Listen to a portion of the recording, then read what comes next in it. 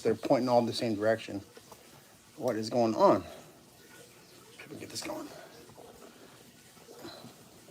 The things you do when you're trying to run two cameras at once.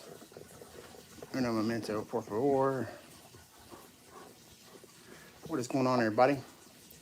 We're out here in the garden, indoor garden, this right now, but we are currently in the, I've got one of these clamps for my phone, and it is a button where you squeeze it in, and it wasn't working right. So what is going on? We are out here in the garage where during the winter time I keep a lot of my plants, and so I also start my seeds out here.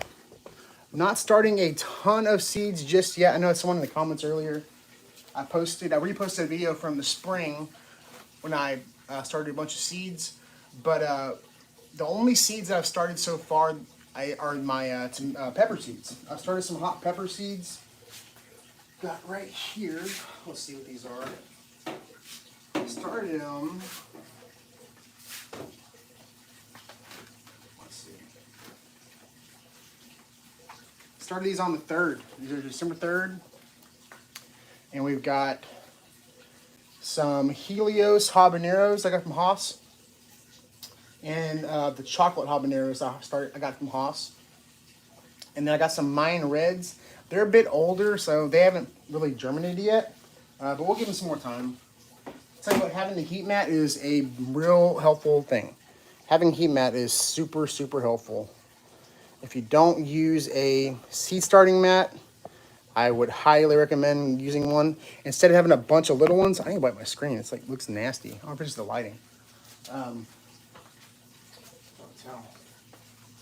But this is my seed starting setup. The shelf is from Northern Tools. Most of the lights are Northern Tools. I did have some before. This is an actual like a shop light that I got the correct, what is it, Kelvin? The correct, the right terms. You can get the right lumens, the right whatever for your bulbs. You want to make sure, like, not just a regular shop light will work. So if you do use like a shop light, I recommend going with the LEDs.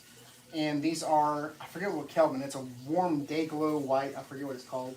But most of mine are these LED lights. I've got it under here. I did the whole video where I showed you how to do it. I'll have a long form video coming out soon. I've just been busy with the holidays. It's hard to get everything edited and put out. I'll be having some time off probably this weekend, next weekend. I'll have to get some stuff, get caught up on some video editing. But a lot of stuff's going dormant right now. A lot of stuff is going dormant, like my succulents and stuff. A lot of things are going dormant, so I don't really have to water much. I am watering my seed starts. Let's see. Got some questions. You got some questions? Go ahead and drop them down below. I gotta find something to wipe this off with. Oh, here we go. I bought a new Blackstone grill, and it turns out the propane tank I've got has like a leak or something, and it freaked me out. So I turned it off, and I took the tank outside and just let it go.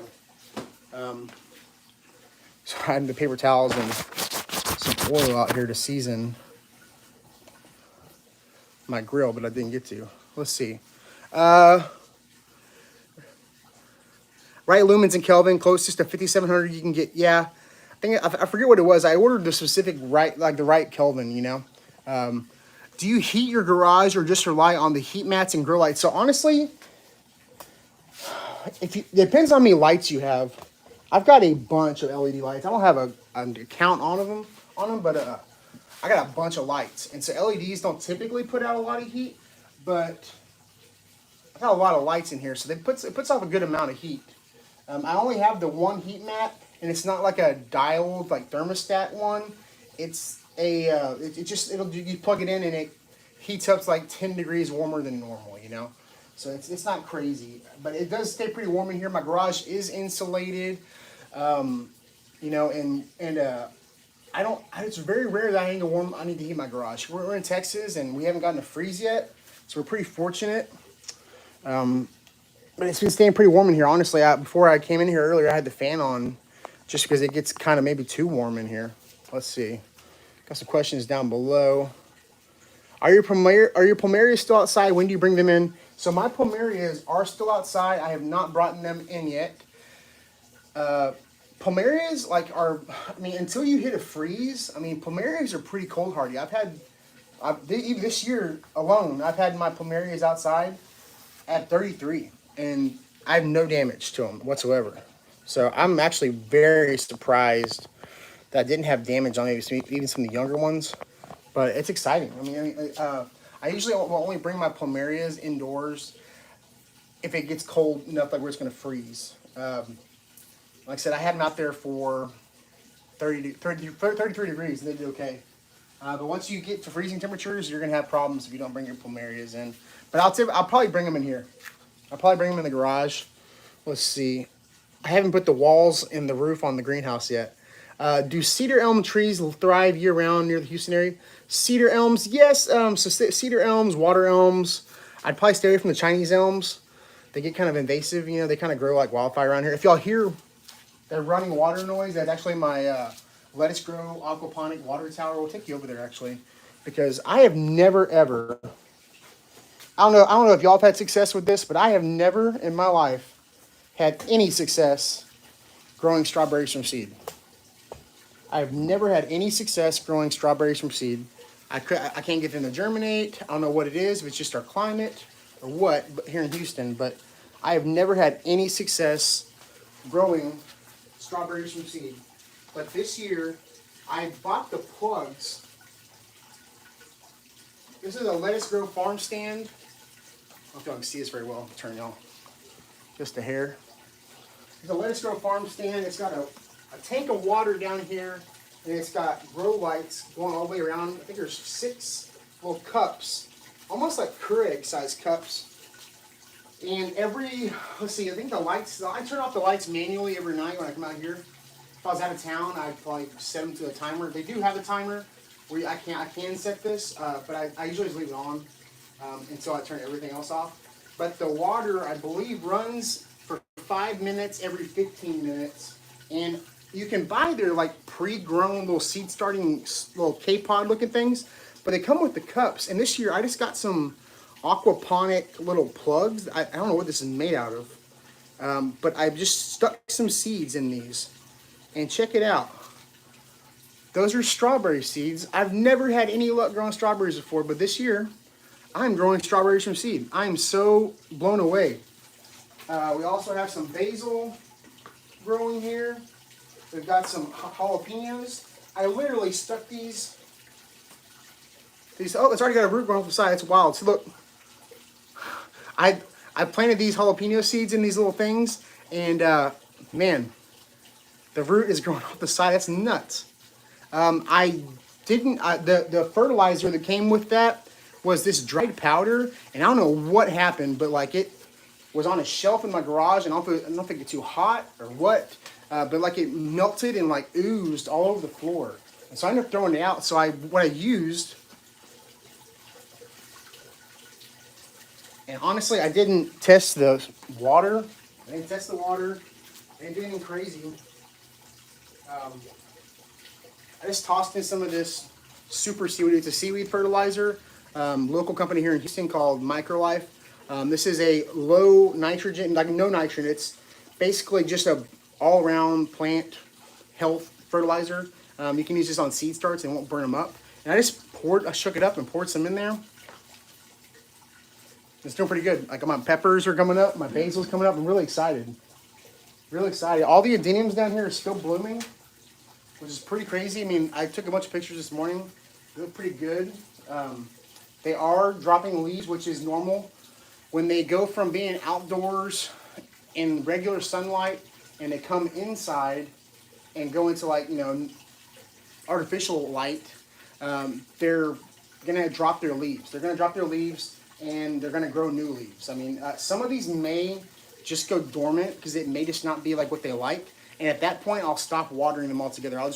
Once anything drops all of its leaves, I don't water it anymore. I won't do anything with it. I'll just kind of sit at the side and I'll water stuff as long as it's still growing. As long as it's still growing, I'll keep watering it. But if it drops all of its leaves, I'm going to let it chill until it starts putting on new growth. Let's see. My plumeria died at 28 degrees. Oh, it's okay. And these are the plumerias that I did in that video, the cuttings. Here's some of the cuttings I've done. And I actually got a good tip from my buddy, the plumeria papa. He said to stick them in a bucket with some perlite, so that if there is any like moisture or whatever, it'll kind of dry them out. And they might even grow roots in here. You just kind of keep them from rotting. I did have a couple, I guess the humidity here is just not great. Like this one is turning brown. Like that's kind of a bummer. Let's see. Yeah, this looks kind of gross.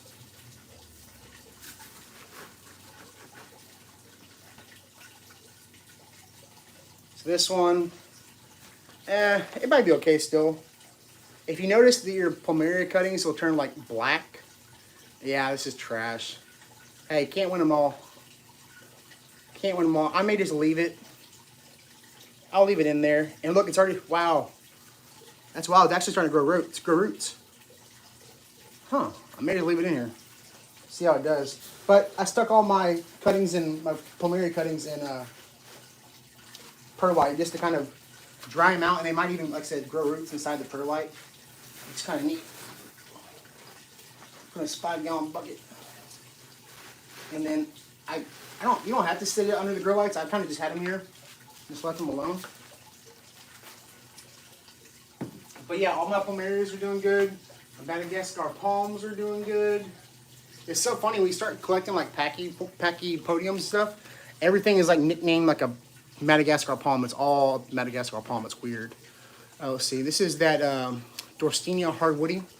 I've actually got another package coming from this company, Paradise Found Nursery out of, where are they out of? They're out of Florida.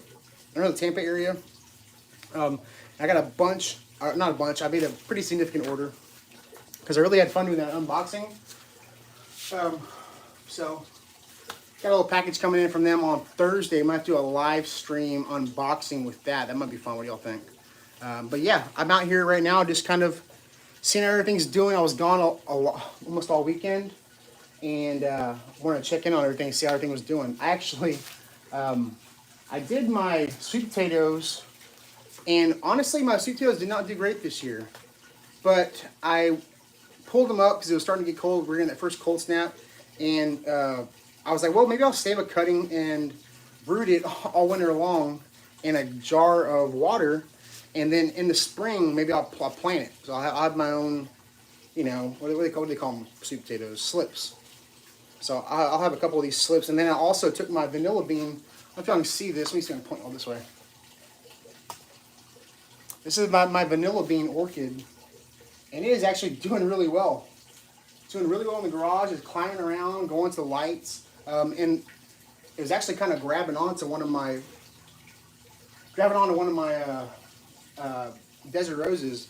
Vanilla bean is an orchid, and it grows like a vine. It's so cool looking. And I took a cutting, and I just stuck it in the water with a sweet potato. I don't know if it's starting to. I'm gonna see. Is that a root? Can't tell.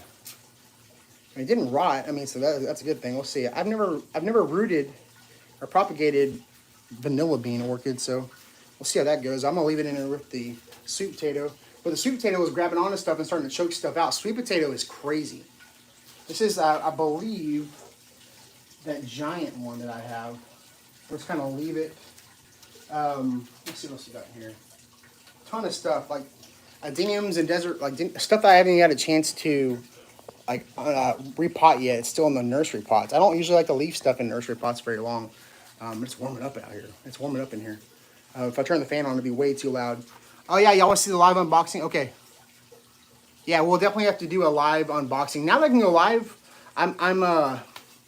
you know, I try to do lives on different platforms as often as I can, and I just got access to go back live on Instagram. I don't know why I was not allowed to go live on Instagram, but I finally got access. After that Meta outage that happened last week or whatever, you know, I'm finally able to go live on Instagram, which is crazy. Good news. So we're live on Instagram and we're live on YouTube right now. And maybe in a little bit we'll switch it up and we'll go TikTok and Facebook. How's that sound? Live unboxing, yes. You're trying to start your garden, nice. Yeah, I'm in the Houston area, so right now I'm not starting a whole lot of stuff, but I am starting my spicy peppers. Typically the hotter peppers they take longer to start. They take longer to get the seeds started. To get the seeds to get germinated, not started. But so I go ahead and get this started early. I grow quite a bit of hot peppers. I did a video today. I reposted a video on TikTok of making pepper powder. We always make pepper powder. We just dehydrate it, and then we grind it up like in the Ninja blender, and it does really well. It does really well, and man, people love our pepper powder. I'm really excited because I ordered these on Black Friday, and they came in. These are my new Haas seed trays. I mostly use my Charles Dowding trays, which I really like. They have the bottom watering trays. These are pretty much like indestructible, but always trying different stuff. You know, I'm always trying different seed starting trays, different seeds, different brands. You know, just, you know, you never know who's got the next big thing. You know, you want to try everything. I don't want to be just a one brand turkey. You know, so I've got some of the Haas seed trays, and they're really nice. These are, I like how big they are. I like how big the trays are. I would say they're probably, oh, I measured tape right there. I can tell you exactly how. Here you go, got a T-square.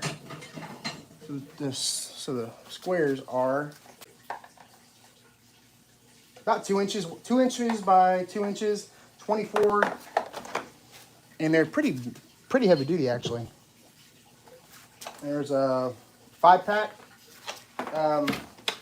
The bottom watering trays are really nice too. I really like the bottom watering trays because they'd be multi-purpose. You could just take these and just fill them with soil and grow whatever you wanted, which is kind of nice.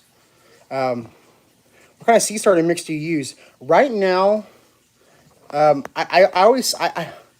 don't know. I'm not like a Fox Farm guy where I got to go out and buy like a $30 bag of soil. When it comes to like normal stuff, just because I grow so much stuff, it's hard to like afford, you know, doing stuff like that. But I will say that when you're doing a seed start mix, it's always best to spend more money on that upfront cost. I gotta turn these lights off. Oh my God. These are like legit putting off some heat, and that trickling noise is driving me crazy. I'll turn this one off too. About that. Boom. Well, now it's too dark in here. What do y'all think? There we go. Keep that one on. But anyway, so what I'm using is heirloom soil. Heirloom soil, the works. It's a pretty pricey soil. I mean, I don't BS with y'all. It's a more expensive soil. This is actually the indoor potting mix version of it. I think like a 1 cubic foot bag of this is about $25. I can usually get it at either Ace Hardware. Most Ace Hardwares are gonna have it. And then I know some Sienna Mulch has it. And then you can go to their website, Heirloom Soils. They sell it here in the Houston area and some other places. But this is the indoor mix. What I like about it is it's a smaller, I don't know, smaller particles. Smaller particles. They're not like, I'm not going to have to sift this, you know. I'm not going to have to sift through this stuff and get all the big pieces of mulch and stuff. When I'm doing a seed starting mix, I want something that's kind of a little more fine.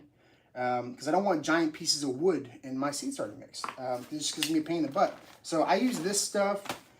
This is leftover actually from Figtoberfest. They gave us a bunch of soil for Figtoberfest. They actually have a really good soil as well. This is like their most expensive product because there's so many ingredients. This is their cactus and succulent blend. This is really good stuff. I think a bag like this is like maybe 15, 20 bucks. But what I will end up doing is I will take the cactus and succulent mix and then I will blend it with like a Soul Soils. Soul Soils, this is like their house plant chunky mix. They have a succulent chunky mix. They have a lot of cool stuff. I actually ordered a 28 quart box of it. If you buy it in bulk, it's cheaper. So if you go online and you buy a box of it, if you're going to be replanting like all your succulents in it, go get that. But you can actually cut this and add these together, the cactus mix and this, and it makes your stuff go a little bit longer. So that's my seed starting mix I've been using for a couple of years now, and I really like it. I'm going to close this up, but I want to try out this new mix. I'll try this new mix. And honestly, I wish I had some more strawberry seeds. I think that package of strawberry seeds that I had was really old, and I didn't expect it to germinate. I just stuck it into the lettuce row. And now that they're coming up, I'm like, holy crap, I wish I would have saved those seeds. Because now I don't, you know, I don't have them anymore. But just some other stuff. We can get started. I actually got this from my friends. I don't know, I don't want to put gloves on. So my friends at San Diego Seed Company, they sent me this package. It's a couple of different kinds of peppers. They sent me a couple of these packages, sorry. And these are what they call naked seeds. And they send you like the actual fruit, like the pepper. And it's supposed to be a super, super hot pepper. And I should start this in the wintertime and get it going. But I don't feel like putting latex gloves on it. I don't want an incident. I don't want to hurt myself. But let's find some other stuff. I've got my seed mixes over here. Let's see what we got. Let's start some more peppers. Usually in this time of year, I'm really just doing peppers. Let me answer some questions too. Does it drain out? Yes. So that's the purpose of that is the main purpose of like the succulent soils, is that it's fast draining. So something like a desert rose, right? See my beautiful, beautiful. This is a really rare desert rose adenium I got right here. This is a black Codex Adenium arabicum. I got this through my buddy Jerome at the Bonsai Supply. He was ordering one for himself from Thailand, and he asked me if I wanted one, and I was like, yeah. He goes, well, they're $85, and I was like, okay. And it was so small, very, very small, and I got it last Christmas probably around this time actually. And I planted it in bonsai soil. This is actually from the Bonsai Supply. I use their stuff too. But this is an Obesum arabicum. And as this gets older, the skin is going to get blacker. It's going to become much, much darker and you don't find these everywhere. You're not finding these all over the place. This came straight from Thailand. I'm sure you can find them. I don't even know the site where he got them from. I might have ordered some of these seeds. But I tell you what, this has been a slow grower. This has been a very slow growing plant. It seems as if like Obesum arabicums are smaller, you know, are slower growers from what I've seen. And looks like it's dropping its leaves because, like I said earlier, we brought it in here, and as it starts to lose its leaves a little bit, it'll start to shrink.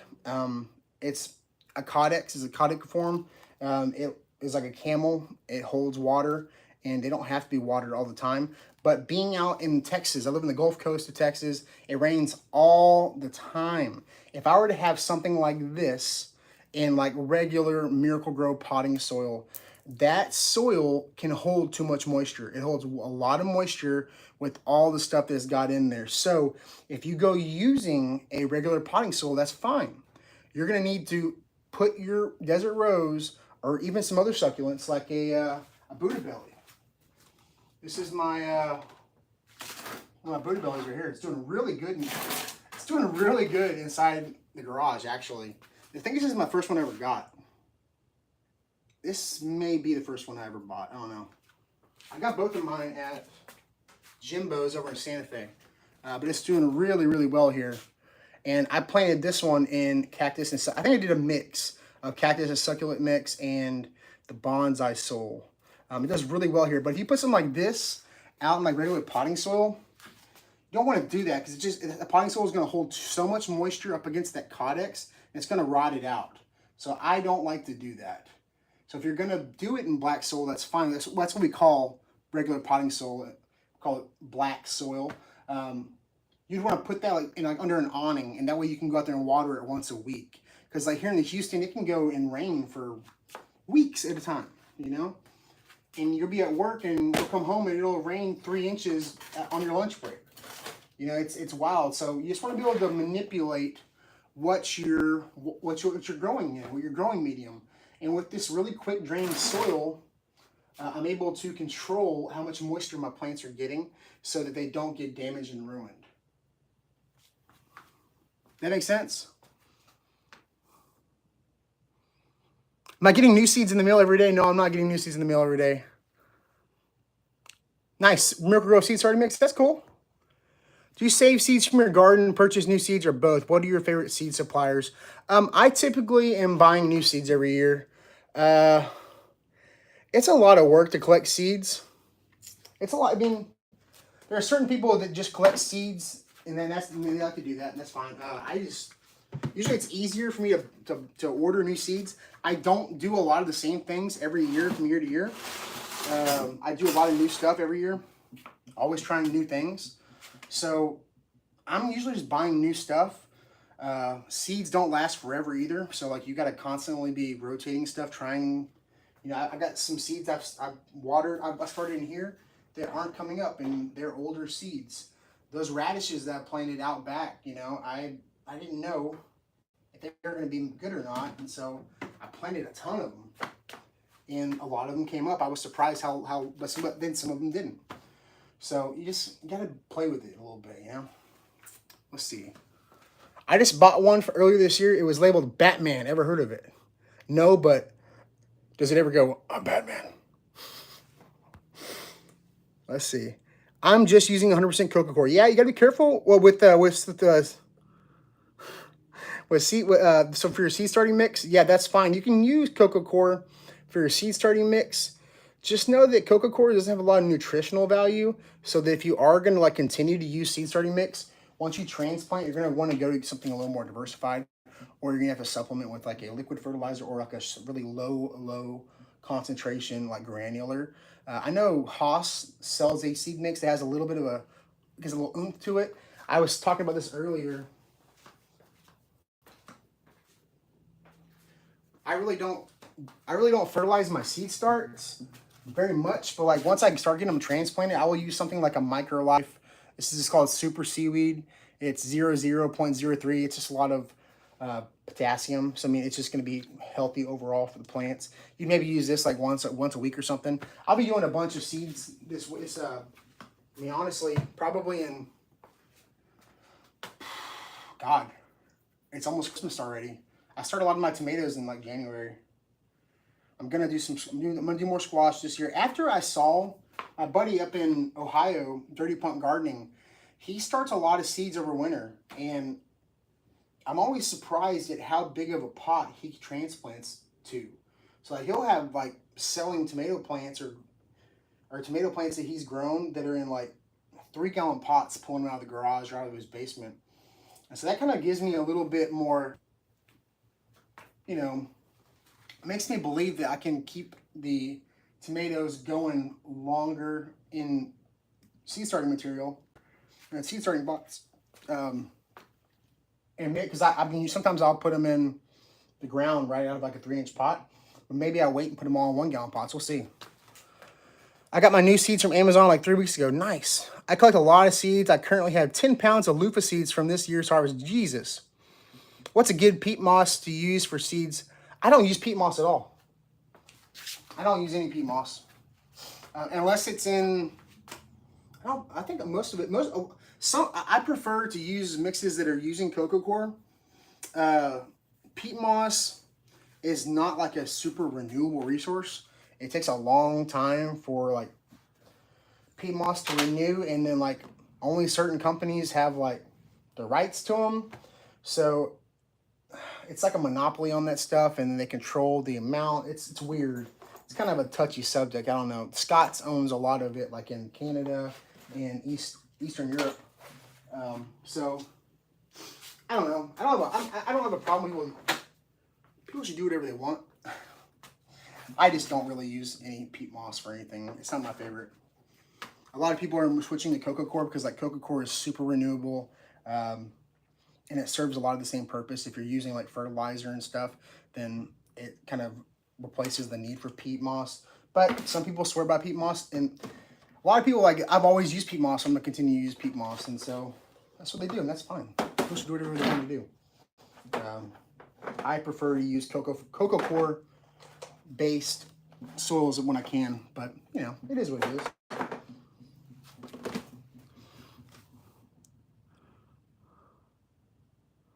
You're gonna feed all your loofah seeds to the birds? Yeah. I can't imagine thinking like, I don't know. I've never grown loofah.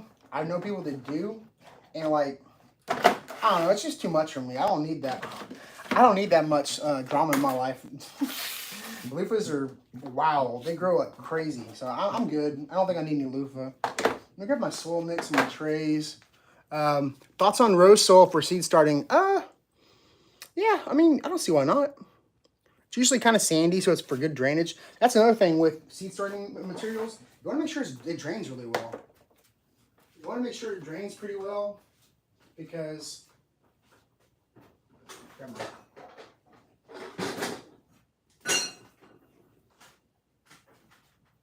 you want good drainage because you don't want your seeds sitting there and like mildewing and molding and stuff, you know. You want good drainage when it comes to your soil. I always keep one of these around, so whenever I'm, what is that, water? Ew.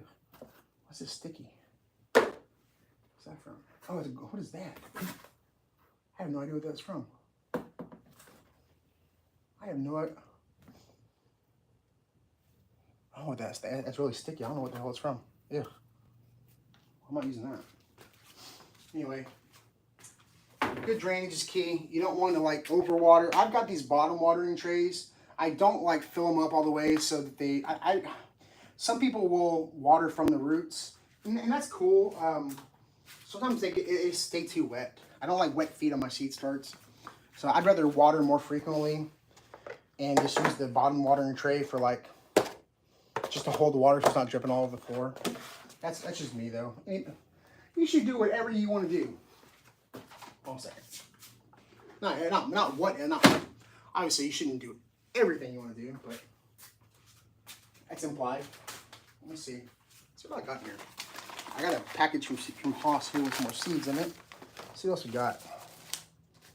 Oh, these are gonna be cool. I love the green griller squash. Got some sugar baby watermelons, honey rock cantaloupe, lime red zinnias, some bell peppers. We'll want those. Trapio serranos. We'll do that. So we got the Trapio serranos. We'll do peppers. We'll do these hot peppers. I'm always looking for like a good pepper. I'm not the pepper eater. Honestly, I don't do a lot of spicy, but I grow spicy peppers. I don't like spicy peppers, but everybody in my life likes spicy peppers, so I grow them, and they can have them. And I'll make spicy pepper dust for them, pepper jelly, all that good stuff, but I don't mess with the spicy stuff. It messes me up. What's going on, Texas Garden Guy? What's going on, man? I grew 5 loofah vines, harvested over 500 loofahs. I can't imagine what I would do with 500 loofahs. So you're mixing up your own mix. So coca coir, vermiculite, worm castings to start my seeds. Nice. I'm having problems with my seedlings damping off. They're just falling over dead. Yeah, so what can happen with that is a mixture of a lot of things. So like once my peppers and stuff have germinated, I'll typically take them off the heat mat. Because it's not like, you really only need to be like over 60 or so when, oh, that's take the plastic. You only need to be above 60 or so to get that good germination rate. And after that, you can take them off a little bit. But it can also be using like a crappy soil mix and there's no really nutrient lacking. Your seed starts can drop off as well. If you move them to different lighting and they don't like it, you know, it's a bunch of different reasons.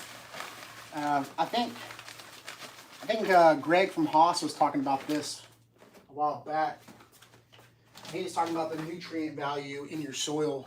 I had some of that happen. I grew some, what is it called? That Chinese broccoli. I had some Gai Lan that was growing. It popped up super quick. I moved it off the heat mat and I set it over there. I don't know what happened. I think I just had my watering wand and I was watering them. And I don't know what I did. I think I just knocked a couple over and they just died on me and they didn't come back. So, you live and you learn. I might start some more. See what happens though. I did them in the, what size trays is that doing? I did them in the small trays. I don't know. A bunch of them, they all died though. Let's see. Got some questions down below. If you're in the chat, tap the screen. It is about 7:53. All right, we're gonna hop off of Instagram first. We got quite a few people still watching on YouTube. If you're not already, follow me on YouTube. Go to YouTube. We're gonna end the Instagram live. We're gonna go to TikTok live, and we will go live on TikTok for. I said I would go live on TikTok tonight for these guys, so we will share the good time. Hope everybody's having a good evening. I'm having a good time tonight. Let's see. If you have any questions, make sure to drop them down below. It's warming up in my garage. I think I could open the garage door probably. Let's see. Get that posted on Instagram. And we'll start the TikTok live. Actually, you know what? We're gonna move over to Facebook. I've done Facebook Live in about a week, so we're gonna swap this over. And if y'all want to switch over to TikTok or YouTube, we'll go live on there, and we'll hang out for maybe 30 minutes or an hour or so.